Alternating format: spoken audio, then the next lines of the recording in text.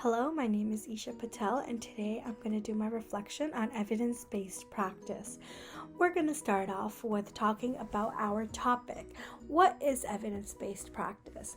Evidence-based practice is implementing interventions, which are a combination of three things: knowledge and expertise in the clinical aspect, evidence based on scientific research, and patient preferences. When these three come together, we get evidence-based practice as shown in this diagram.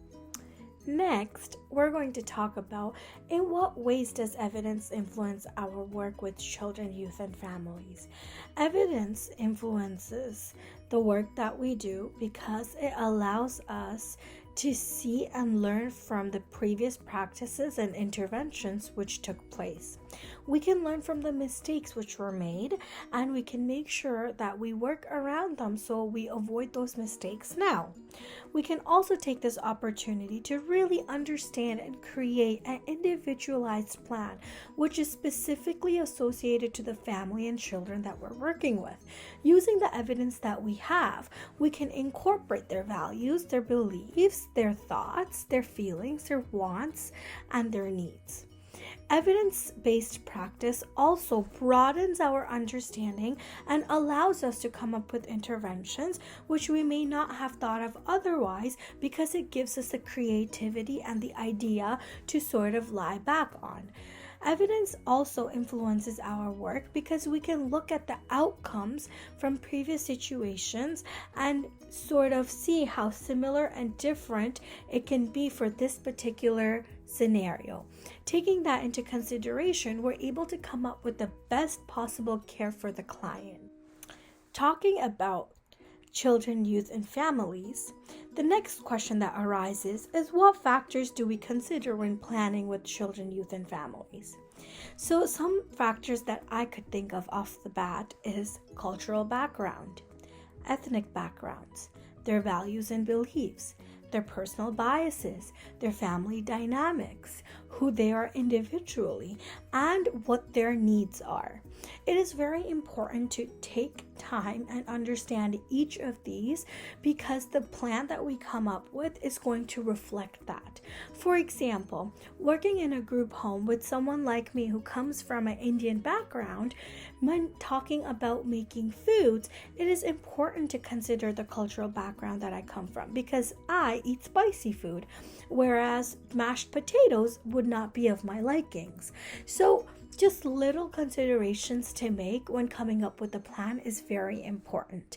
So it is crucial that we think of these factors when working with children, youth, and their families. When talking about evidence-based practice, one of the questions that arises is why is evidence-based practice beneficial to our work as child and youth carers? Well, in my opinion, to meet the specific needs of the client to help them cope with their situation, it is really important to know the evidence-based practice that comes along with it. Evidence-based practice also allows us to create interventions which have been used before, which have been tried before, and based on those results, we can really understand and decode what has worked and what has not worked to alter these interventions to meet the needs of the children and the family that we work with now. Next up, we have in what ways do children and youth care practitioners work with evidence-based practice, and how is our work unique? Well, evidence-based practice is very unique to CYC practitioners because the knowledge that is given to us is there to assist and instill new strategies for the children and youth that we work with. These new strategies are supposed to help the client and their families work along with their struggles and the issues that they're working with. It is a coping mechanism which has not been used before. It also encourages us to expand and broaden our knowledge to which we would be using and intervening for. We also have access to various informations and various resources that these families that do not know of. And it is our responsibility to take the information and the evidence-based practices that we have and provide them at appropriate times, because that is the only way they'll be able to have access to these resources.